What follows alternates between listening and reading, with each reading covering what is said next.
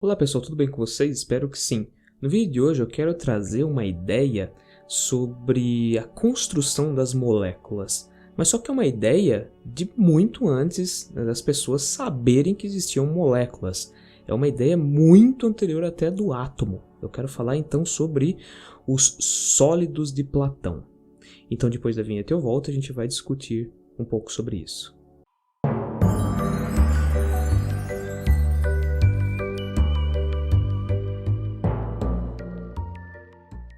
Olá pessoal, sejam todos bem-vindos ao canal Ciência Química. No vídeo de hoje eu quero falar um pouco sobre uma teoria muito antiga sobre os sólidos de Platão, mas antes de começar então a falar sobre isso, eu já quero pedir, se for possível, como sempre, né, vocês fazerem aqueles 3 Cs do YouTube, né? Que é comentar, compartilhar e curtir, né? Então faça isso aí no vídeo, deixa aqui escrito no fim se vocês já imaginavam que a sociedade antiga pensava desse jeito, né? Referente às ideias moleculares. E se você não é inscrito no canal, se inscreva e já clica no sininho para você receber sempre as notificações aqui do canal, né? Que toda segunda a gente traz conteúdo sobre curiosidade científica. E de quinta-feira, quinta sim, quinta não, eu quero trazer agora respostas para perguntas deixadas lá na comunidade. Então, se você tem dúvidas sobre meio acadêmico ou dúvidas sobre ciência e você acha que eu consigo responder, deixa lá na comunidade, eu vou deixar um tópico lá, você deixa então uma pergunta e eu vou tentar responder, tá? Então, quinta sim, quinta não, eu vou tentar trazer isso. Bom, e como eu disse, eu quero falar então sobre sólidos de Platão, né? Os sólidos de Platão, em teoria, são o quê? São os sólidos que nós estudamos em geometria, né? Então, por exemplo, nós temos um tetraedro, né? Não sei se vai focar, mas aqueles dadinhos de RPG. Sim, eu gosto muito de RPG, né? Então eu tenho uma coleção de dadinhos, né? Então o tetraedro, que é uma espécie de uma pirâmide, né? Não sei se vocês vão conseguir ver. Depois eu posso tentar tirar uma foto, acho que fica mais fácil de ver, né? Mas a gente tem então o tetraedro. Depois a gente tem também o cubo, né? Que são agora quatro lados, né? Esse seria o sólido oriundo do quadrado. Esse aqui é o sólido oriundo do triângulo. Depois você começa a ter os sólidos que eles vão se completando para se aproximar de uma esfera, né? Então, sólidos oriundos, por exemplo, do pentágono, do hexágono e assim por diante, né? Um desses sólidos muito famoso é o dodecaedro, né? Então ele tem 12 lados, que nem, por exemplo, esse aqui. São 12 faces, né, o dodecaedro. E um outro sólido é o icosaedro, que tem esses 20 lados, né? E por que eu estou falando sobre esses sólidos, né? Porque antigamente não tinha-se a ideia de átomos, não se tinha ideia de elementos químicos, não se tinha ideia de moléculas. Mas o que se tinha? Se tinha uma ideia de que os elementos da natureza eles se uniam, né, e se organizavam de uma determinada forma para produzir as substâncias que existem na natureza, né? Então, o que essas pessoas faziam, né? Elas acreditavam o seguinte, né, esses filósofos antigos. Eles acreditavam que a substância mais simples de todas era o fogo, né? Então, o fogo, quando a gente entra em contato com ele, a gente se machuca, né? Significa o quê? Significa que ele tinha que ser formado por uma substância que tivesse muitas pontas, né? Então, daí que veio a ideia da pirâmide, né? Do tetraedro, né? Não sei se vai conseguir focar, né? Mas então, deixa eu ver se eu altero aqui um pouco o foco para mostrar para vocês, né? Então, nós temos aqui um tetraedro, né? Tem uma piramidezinha, né? Qual que é a ideia? A ideia seria esse sólido, ele teria essas pontas, então ele seria minúsculo, mas teriam várias pontas, então quando você entra em contato com o fogo, né, essas pontas machucariam sua mão, né? Então por isso que você tem o tetraedro como simbolizando o fogo, né? Logo em seguida, o que você vai ter? Você vai ter um cubo, né, que é o oriundo do quadrado, né? Você tinha o oriundo do triângulo, né? Oriundo da fórmula triangular, né? 3 pontas. E depois você teria o oriundo do quadrado, né? Então você tem aqui um cubo, né? E o cubo seria o quê? Seria o solo, a rocha, a pedra, né? O que formaria esse composto.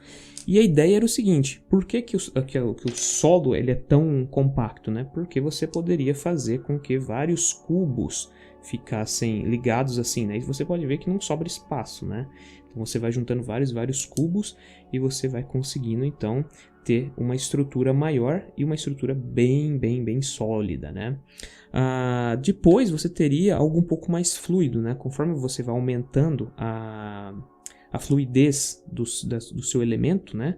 Você começa a ter então a possibilidade dele ter, ele começa a ficar mais próximo de uma esfera, né? Então, por exemplo, a gente tem o dodecaedro, né? O dodecaedro ele vai ter 12 lados e ele simbolizaria o que então? Ele simbolizaria a água, né? Então, assim, você vê que ele é oriundo do pentágono, né? Então você tem 5 lados, né? Aqui na face dele você vê que é um pentágono, né? Então essa forma leva à construção desse objeto geométrico de 12 lados. E por fim, né? O mais fluido de todos, porque você não consegue pegar, né? Ele é quase intangível, é o ar, né? Apesar de você sentir ele, você não consegue pegar. A água é quase semelhante, né? E então nós temos aqui esse sólido, né, que ele é formado por triângulos, é claro, né, só que são triângulos que eles têm uma construção muito semelhante a esse outro objeto aqui, né, que é um tetraedro duplo, se a gente poder falar, né, é um octaedro na realidade, né, mas então ele tem essa característica de 20 lados, né, então o ar para eles seria isso daqui. E aí, o que acontece então? Deixa eu ver aqui se está muito fora de foco. Vamos ver. Então, o que acontece então? Acontece que para conseguir gerar essas substâncias, né? Como eu disse, a gente tem vários cubos para formar a Terra, né? Quando você vai ter, por exemplo, fogo, são vários tetraedros, né? Formando estruturas cheias de pontas, né? Eles vão se organizando para formar estruturas cheias de pontas, né? Pode ser, por exemplo, assim, né? Alguma coisa semelhante a uma estrela, por exemplo, né? Então você teria pontas e por isso ele te machuca, né? Por exemplo, quando você fala de água, né? Então seriam, por exemplo, 2 dodecaedros, por exemplo, né? Deixa eu pegar 2 dodecaedros aqui, né? Se juntando assim, né? Quase bolinhas, né? Que seria semelhante às bolhas, né? Na água, né? Lógico, eles não sabiam que aquilo ali eram gases dentro da forma de uma substância líquida, né? Eles acreditavam que aquilo era propriamente água, né? Então, isso aqui ajudaria a trazer ideias similares às bolhas, né? E por incrível que pareça, né? O icosaedro, né? Seria algo semelhante ao ar, né? Então, você teria substâncias quase próximas de uma esfera, né? Porque é algo bastante intangível, né? Então é como se você tentasse pegar ele e ele rolasse, né? Então essas substâncias teriam esses formatos, né? Mas, por exemplo, quando nós falamos de uma substância diferente, né? Que não é na realidade ar, água, terra ou fogo, né? Por exemplo, a gente vai falar de argila, né? Como que surge a argila, né? Para eles seria algo semelhante a utilizar o formato, né, do cubo, que representa a Terra, mais o formato que representa a substância no estado líquido, né, que seria a água. Então, eles entrariam em contato com as faces, né? Então, por exemplo, essa estrutura aqui, onde você tem o cubo e o dodecaedro junto, né, você teria então a substância base para ter o surgimento da argila, por exemplo, né? É lógico que se você aumentasse a quantidade deste daqui, você ia ter a lama, né? Porque você teria uma substância mais fluida, né? Então você teria mais dodecaedros ao redor dessa estrutura cúbica, né? Deixa eu ver, talvez fosse alguma coisa similar a isso aqui, né? Então você teria uma estrutura desse jeito, né? Agora, se você tivesse a argila, né, o concreto, sei lá, né, como que eles algo mais sólido, né? Então talvez você teria o cubo e o dodecaedro dessa forma, né? Então você conseguiria ir fazendo dessa forma, juntando face com face, né? E assim por diante.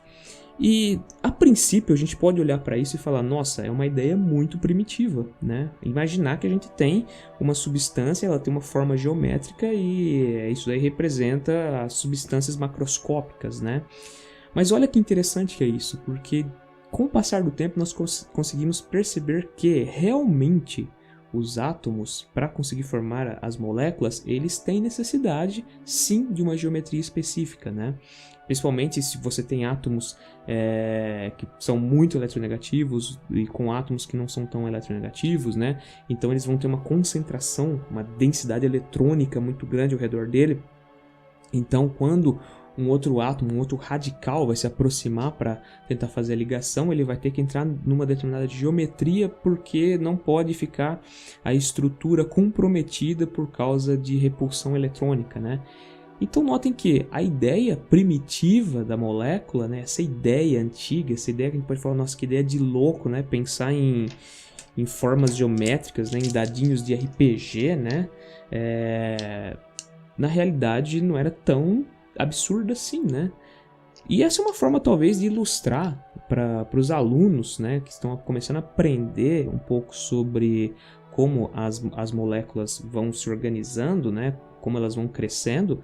Talvez isso aqui possa ser algo interessante, né? Você ir pensando na forma dos átomos, né? E quando você começa a estudar algumas moléculas, você vê que realmente elas começam a ter formas geométricas muito semelhantes, por exemplo, a um tetraedro, né? Então a gente vê, por exemplo, que moléculas como o NH3, né? Ele começa a tomar formas parecidas com o tetraedro. E quando você vai pegar e estudar, por exemplo, uma célula unitária de um determinado composto químico, de um cristal, por exemplo, você vê que sim, ele tem organizações, né, que podem levar a cristais muito similares a cubos, né? Por exemplo, a pirita, né, que é o chamado ouro de tolo, né? Nós conseguimos ver que grande parte dos cristais dela vão ser na forma de cubos, né? E isso é visual, né? Então, realmente, a estrutura ela vai se organizando para que os cristais comecem a se organizar dessa forma.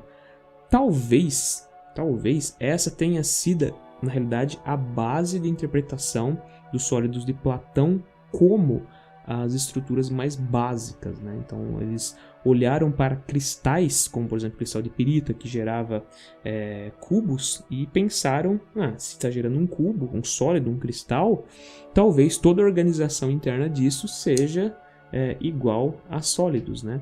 E essa ideia, na realidade, ela é interessante também pelo seguinte fato, né? Que você começa a falar de coisas similares estando juntas, né? E a gente tem algumas coisas, por exemplo, em química orgânica, que se diz que semelhante dissolve semelhante, né? Então, uma coisa polar vai dissolver uma coisa polar, uma coisa apolar vai dissolver uma coisa apolar. Então, realmente, existem algumas coisas lá da filosofia antiga que serviram de base para a gente ter uma interpretação mais complexa das coisas científicas, né? Dos fatos científicos, dos fatos químicos, né? Então é bastante interessante pensar nisso, né? Então deixa aí embaixo escrito se você já tinha ouvido falar do sólido de Platão como a ideia básica para a construção das moléculas, né?